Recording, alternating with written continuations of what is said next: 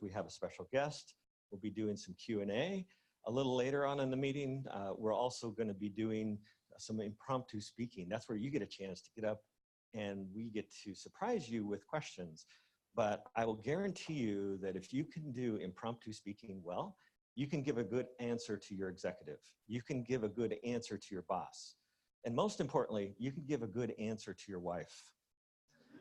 Oh, well, that's my experience. But and it does help talk with the kids and other colleagues. It helps you to communicate much better. But before we go, let's get started. And I want to introduce Bhargav, who's going to give us an introduction to Toastmasters. Please help me welcome Bhargav. Thank you so much, Paul. Hi, guys. A very good morning to you all, and welcome to this open house event organized by Interconnected Toastmasters. Thank you, Sarah, for being here. It's a great honor to share a platform with you.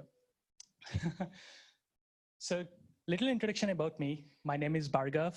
If I remember, I was giving a presentation a few months back. I was a Batman. So my name is Bhargav. I work as a full stack engineer for digital experience solutions team. Where is Terry? Yeah, there she is. So yeah, I'm also VP for public relations for this club. I want to share a secret tool with you guys, which I found, and it was really helpful for me to improve my communication skills. It was really so beautiful that it drastically improved my personal life, also the quality of conversations that I'm having, and it had a huge impact on my life. So in order to explain how this helped, I need to share a little story of mine. I was a decent communicator whenever I participated in few meetings. If I'm prepared for a conversation, I'm really decent at that. But I used to struggle whenever I have a conversation with a new person. Whenever I meet in new people in meeting, I used to have a hard time communicating with them. Because when they're asking me a question, I used to think a lot on what I should respond next. Because of this, I was not able to digest what the other person was trying to say. I created a situation which was a little awkward. So this really reduced the opportunity for me to network with my colleagues, my friends, and it was not helping me in my personal life. I really wanted to do something about that. I started first step taking on making a research. I realized more than 65% of participants of a group of working people, they said like they also had communication as the top problem in their life at the work. Also, in few of the other surveys, they said that communication is the biggest reason for ending up in divorce in their personal relation. So it's not a minor problem. We always underestimate the problem that it can cause in our future. Then I started learning how communication works. I used to think communication is just sending a message and obviously other person will understand what we are trying to say. It's not the case. Even if you are trying to explain a small message, you need to figure out a way that it's more comfortable for the other person to consume it. Because there are many other factors which can help in the way how the other person looks at the same message. It might be their language, it might be their previous experiences. There are multiple things which can shape the reality. My goal was to find the equal medium where I can have a conversation with other person and he's more comfortable understand what I was trying to say. That was my goal. It was simple, but the concept of communication is more complicated. When the number of people involving in the conversation increases, the complexity increases drastically. So I felt like it's not that easy to overcome this challenge. I was actively looking out for some tool. Then I found Toastmasters. I went to one meeting and they really simplified things for me. They categorized things into speaking and listening. So it was so easy for me. End of the day, we have different concepts in Toastmasters. One is table topics where they help you train your immediate spontaneous speaking skills. And we have other section where you prepare for speeches, you sign up early and you prepare for it and you train for it. The important factor that helps in your improvement is the feedback that you get. We have different roles in every Toastmasters club. For example, our counter. Our counter is a role where they will concentrate on your filler words, They concentrate on your grammar. There are different roles. We'll have a small example here running out soon. But all these roles will really help you to get feedback. And you can use that feedback. You can work on it. You can try once again in the next meeting. For sure, you'll find improvement in yourself. We are only talking about speaking. I always miss the part of listening. I once spoke to my friend, and he told me that when he is getting into a conversation, sometimes he tend to miss to listen what other person is trying to say. Sometimes he might be thinking about his favorite superstar from Indian movies, Rajinikanth. How many of you guys know Rajinikanth from here? Cool, that's a good number. For people who doesn't know him, he is like an Indian Superman. He can do anything he wants, so we believe in him. So people get distracted in conversations. I also used to, but I wanted to train myself. So I signed up for roles like grammarian, accounter, evaluator. So this forces me to listen to the conversation, what other people was trying to communicate with me. That really improved my performance. We also have opportunities to choose different pathways. I have a goal to improve my leadership skills. Few people want to have motivational skills to be improved. So they have different paths that they want to do. Our Toastmasters Club offers different pathways. These are the programs custom made for your use case. They'll give you feedback, they'll give you task assignments, which you can sign up, you can volunteer for them. They will define your path. They'll help you achieve your goals. End of the day, Toastmasters is not just about communication. It's about opportunities that you get. I signed up for different officer roles. Right now, I'm a VP of PR, as I mentioned. Also, I found cool mentors. Bob is sitting there, Patricia is sitting there. All the rest of the members in my club, they are a huge mentorship for me. Similarly, I got an opportunity to lead this event. I always love leading few things, but getting opportunity is really rare. But Toastmasters opened up the opportunity for me. That's really great. Also, one fun part is I always wanted to present live in front of my wife. Today I achieved that goal. She's sitting in that corner. She's my motivator also. She is a great evaluator. So today she is gonna have a great feedback for me. So I was able to achieve this. I'm not saying that you'll be getting a six-pack transformation, something like this, but trust me, the quality of your life will increase drastically. I was able to network with more people. Previously, I hardly knew 10 people or 10 members here, but right now, I can clearly say that I know most of the people sitting here. I'm really happy to say that. In my personal life, I made so many friends and I'm feeling more comfortable. So I want this opportunity to share you guys regarding Toastmasters. Please sign up, please use this opportunity and it's gonna change your life in a positive way. Thank you so much.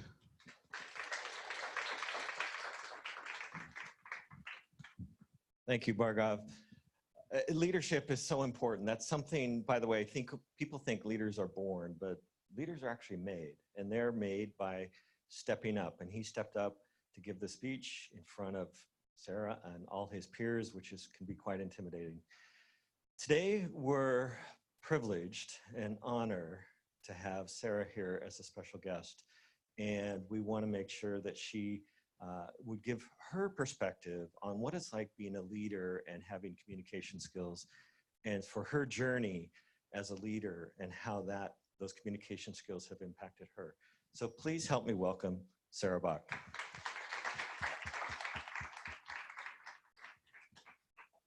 Thank you, Bob.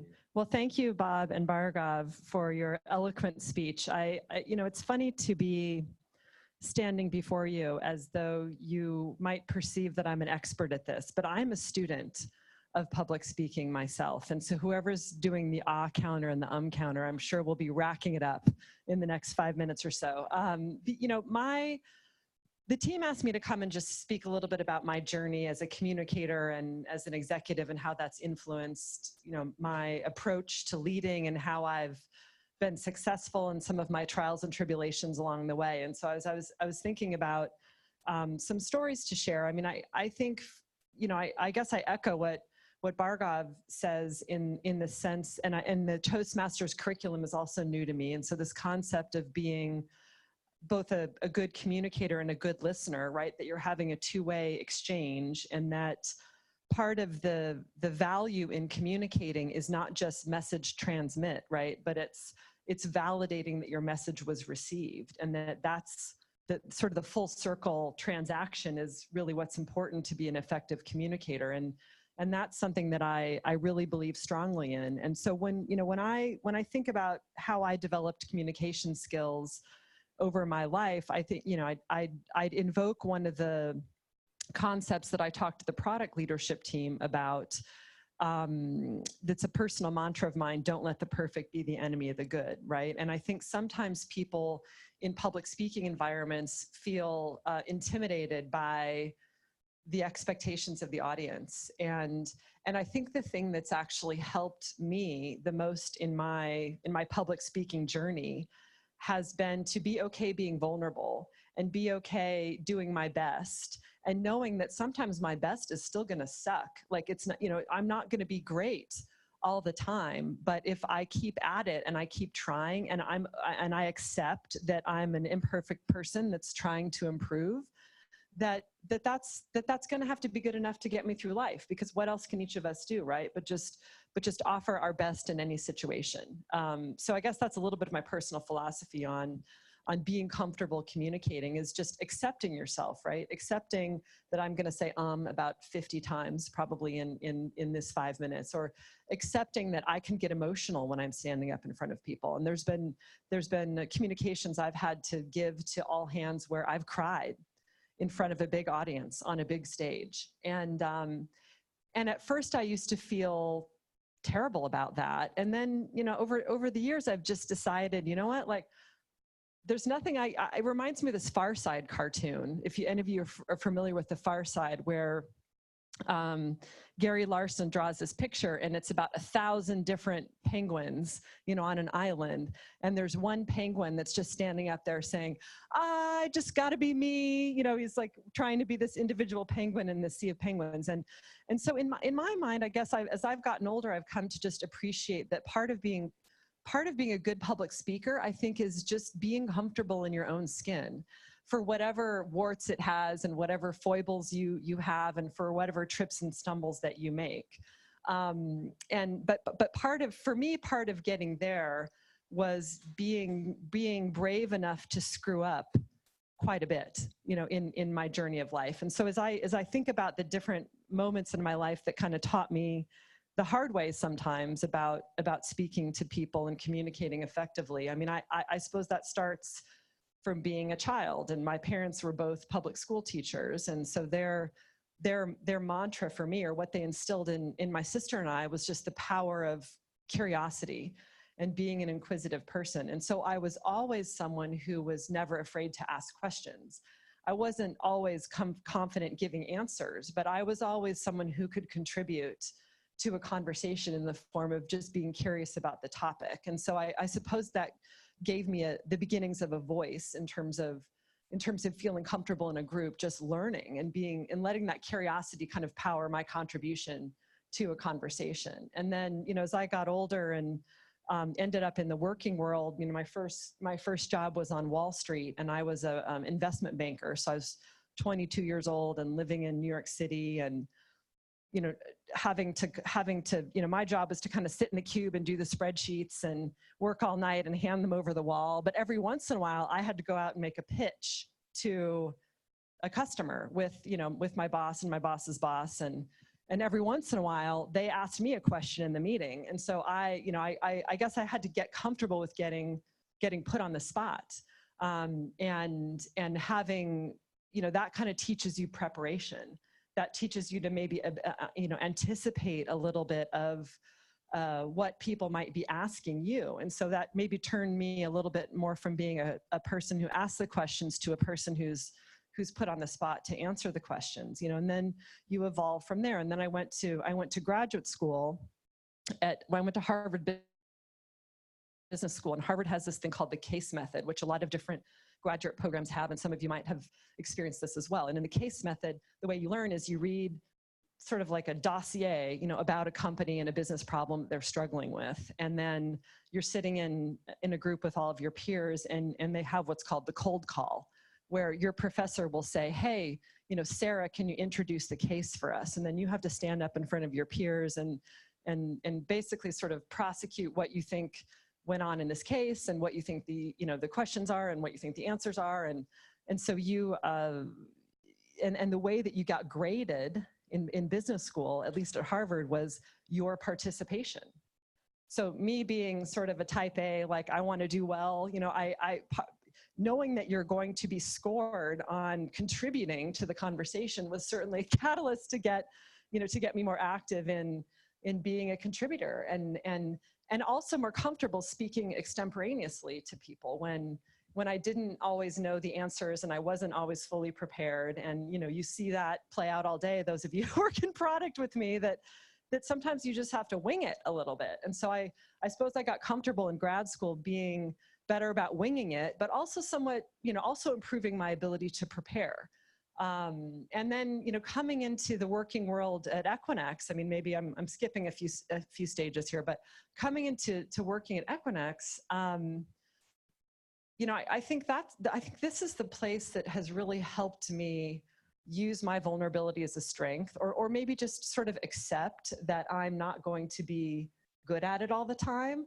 And, the part of improving yourself is just forcing yourself to get out there. And I have happened to be in roles in the company where I haven't had a choice, but to get on a big stage. I mean, part of my job is trying to work to inspire and motivate, big groups of people. And so by definition, you have to get a little bit comfortable standing up here and talking about things when you don't always know the answers, and you don't, there's a certain amount of things you just can't prepare for, and you have to be okay with that. And so I guess the only thing that I leave you with in terms of that rambling personal journey is just to say, I think I love that we have this, because I think Toastmasters, it sounds like an amazing way for people to practice in a safe environment, being comfortable, just sharing their ideas.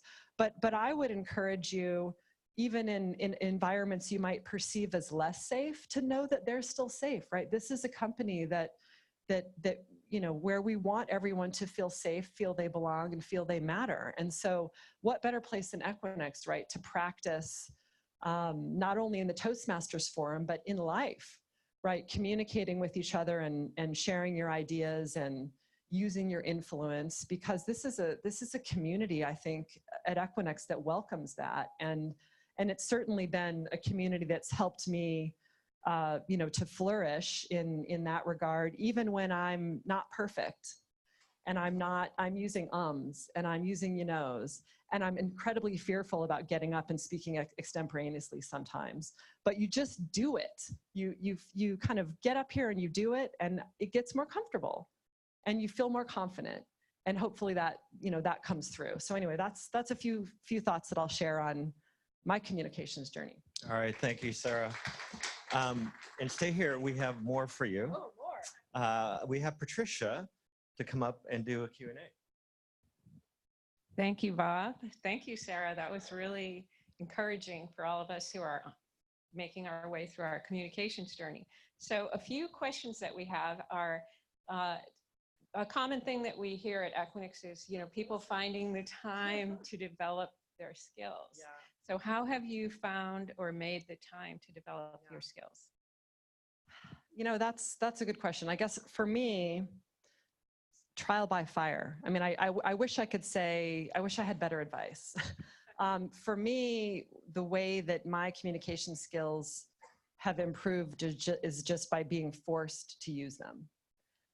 And I think, there are certain types of forums, like when I go to big conferences, or we have our big Connect sales conference, where you're standing up on a stage and there's 1,500 people in the audience and the lights are on you and you can't see anybody. Like those types of situations for me are really scary.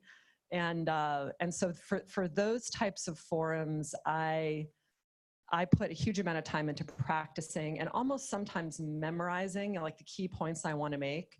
And so that preparation I put a lot of work into, but part of the I think the emotional attachment that you get to a speaker when they're standing up here saying something to you is that it's not scripted, right? You have to be human when you're presenting to someone. So I think there's there's a balance to strike between certainly being prepared with the content and the ideas you want to get across, but also being okay that you're going to ask me a question that I don't know what it is, and I'm going to have to go, and then I'm going to think about an answer, and I'm going to share my idea. And sometimes I'll think after the fact, oh, I should have said this. And that's life. Thank you. Speaking of nervousness, with all those lights on you, are there any tips that you could share with us about overcoming nervousness, or anything that you might do to prepare? My husband always says, well, Sarah, a shot of tequila would help. But no, I mean, I try to get a good night of sleep, I guess. I mean, it's sort of like the basic physical, trying to get your body prepared, the power pose and stuff. I've never really been a power pose gal so much. I probably should, because it would help my posture. But, I think to me, it's preparation and the concept of visualizing. I guess that's what a power pose, concept is the idea of visualizing it going well, the idea of visualizing that you're connecting with people. I sometimes try to think about like a few key, I try to use humor. I'm not the funniest person in the world. I love humor, but I try to use humor to connect with people. And so I'll try to think about how I can use that a little bit in my speech, because it actually makes me more comfortable if people are laughing and enjoying things. So those are maybe some of my thoughts. Great. Thank you, Sarah. And then how do you prepare, as you speak to so many different kinds of audiences, so employees and contractors who work with us, and customers and other leadership, and I'm sure others like analysts. Yeah. How do you try to get into their heads and figure out what perspective to come from? That's a great question. I think there's the adage, know your audience. But if you don't know your audience, sometimes you need to ask your audience or research your audience ahead of time. So let's say I'm going to go meet with an investor, or I'm going to go meet with a Gartner analyst. What I will try to do is find out who's met that investor before, what's their background, what types of questions do they typically ask, or this person, this industry analyst at Gartner, what's his background? I'll talk to our analyst relations team. Who else has met with him? What would that person already know or assume about Equinix, so that I shouldn't cover that part, I should cover something else. So I think there's just a research element of knowing your audience, and it never hurts to ask people when you sit down with them, okay, what do you know about Equinix? What context do you have about the company? Or what do you know about this topic? Or what are the burning questions? You've read the materials, let's say you're giving a presentation. I've sent out the materials ahead of time. What questions come to mind immediately, so I can make sure I address those, in the discussion. There's nothing wrong with actually inviting your audience to educate you ahead of time. And that's a way to sort of get at that as well. That's a great tip. Thank you. And now I'm just going to give you a little surprise question that I hope is okay. Do you support that Equinix reimburse expenses for people who join, full-time employees who join Toastmasters? How much does it cost? It's very reasonable, $100 to $140 a year, depending how fast someone's going down their pathway. Yeah, we have a training and development budget at the company, and it's supposed to be used for training and development. So, and really the best person to help assess what kind of training and development you need is you. So to the extent that Toastmasters is a way in which you would want to use your, sort of your imaginary company allocation. It's real, but we don't actually designate it per person, is to reach out and ask your manager, can I expense this? And I suppose there's probably an official HR policy I should be talking about in terms of doing it programmatically, and I don't know the answer to that, but I absolutely support people investing in their development, and the company supports funding that. Great. So because we're Toastmasters International is actually a nonprofit organization, and then all the clubs are run. So this is an employee-run club. So all of the organization, and it's really only materials and the online training that is being paid for. So I think it's pretty reasonable expense. Yeah. So I think that's what we have for you today. Okay. We really appreciate your time and for coming and sharing your story. Thank you. Thanks, everybody.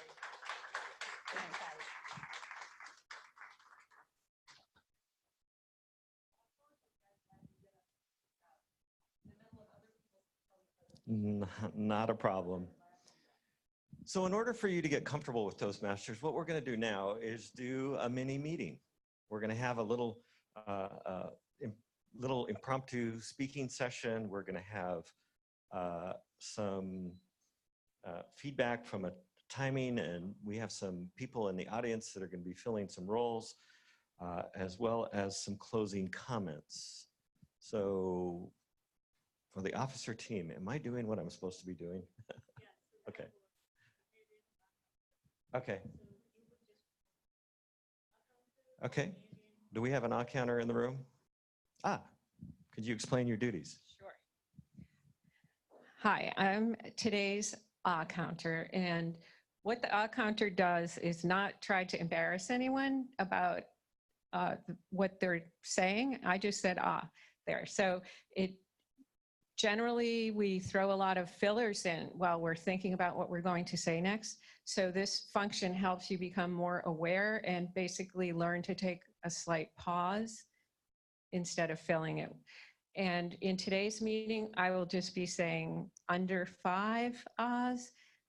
I will be saying under 5 to 10 or more than 10. So we don't want to embarrass anyone. It's just to show you how that function can be helpful in improving your speech. Okay, do we have a grammarian? Okay, here we go. So I'm the grammarian for today, and I'll give you the word of the day, which is exuberance.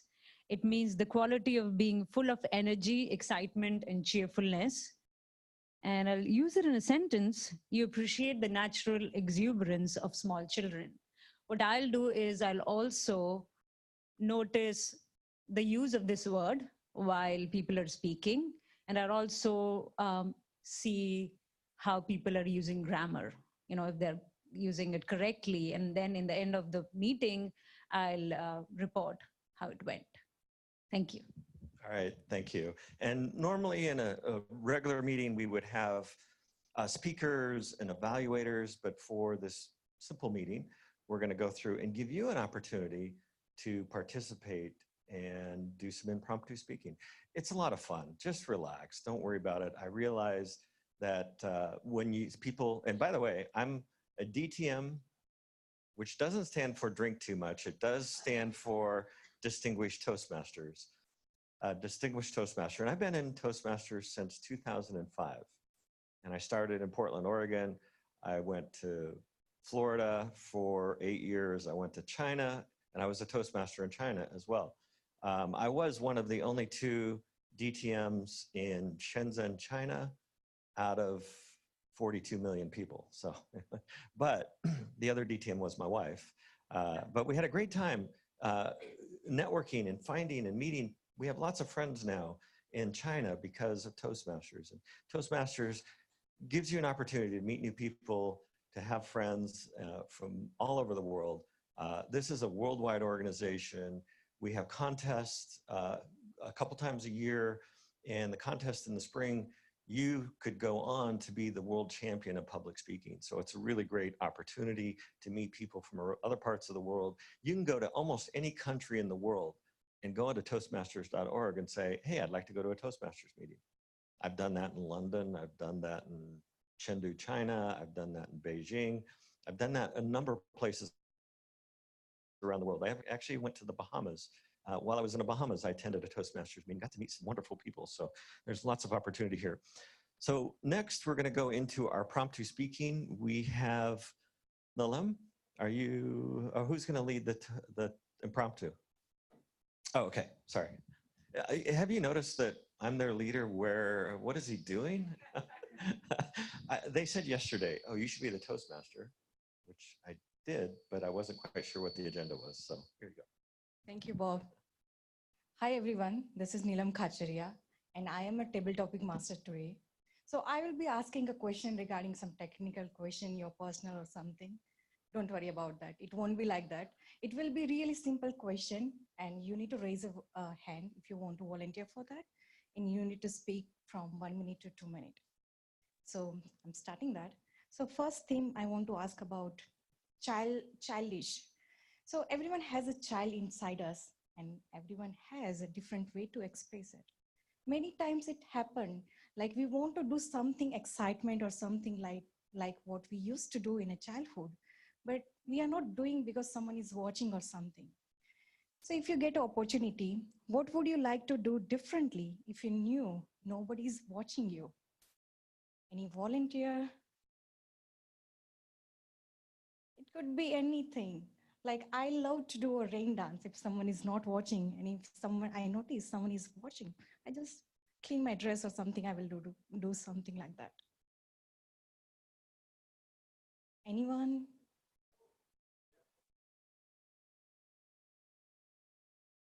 Pritam, yeah.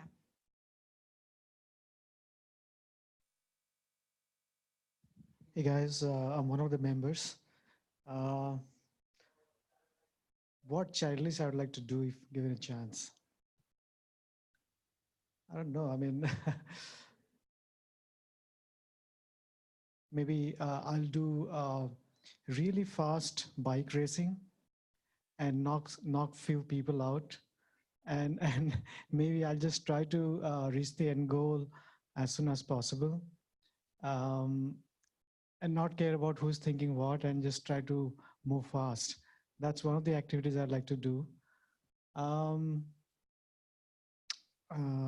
What else? I'd like to eat as much ice cream and chocolates as possible and smear on my face and my friend's face and make it really, really funny. And that's it. That's the excitement I would like to have a childish.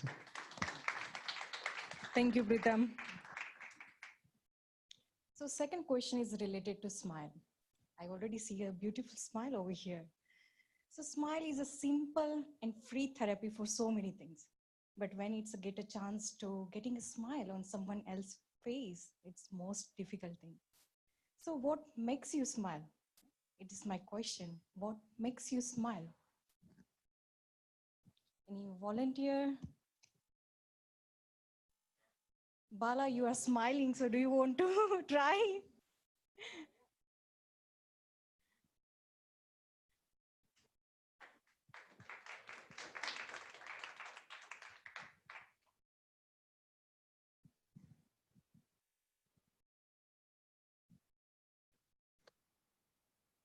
The first rule of Toastmasters is like when you don't get to talk anything, pause. So I know that I have 2 minutes. So when it comes to smile, yeah, I would like to connect the first topic and say that like children, when they are exuberant, they go and create a lot of troubles. And when the parents observe them, they smile. When do I smile? I smile at multiple times. Okay, like when I'm invited like this to talk, I smile when I don't have something to talk. Okay, when my manager asks me a question and if I don't know anything about it, I smile. And when I try to explain so much about a topic and my manager doesn't even get it, I smile. That's the way to express the frustration also. So smile brings in a lot of things. Like whenever I see a dental clinic and the name of the dental clinic is Smile, I laugh. Because in dental clinic, I have never seen anybody smiling. At least while going in, maybe they're smiling, but while coming out, I'd never seen anybody smiling. So smile is something, it's a nice topic. So what other things that you do? I mean, what other things you smile at? I smile at kids. I smile when I make a funny, when I write a lot. So when I write something and people say it is crap, I smile. So I express all my frustration to my wife by smiling. So when I have nothing, I smile. Thank you, guys. Thank you, Bala. By the way, based on a research, it says each smile makes your day younger. So keep smiling, don't forget. My next question is, we all are so busy nowadays in day-to-day duties and other roles and everything. Whenever we get some time, we do something or other thing. So my question is, what do you like to do in your free time? Any volunteer from this audience?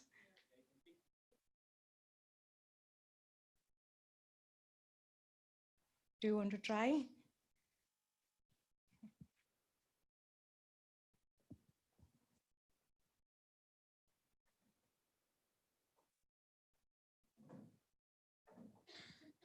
What's your name?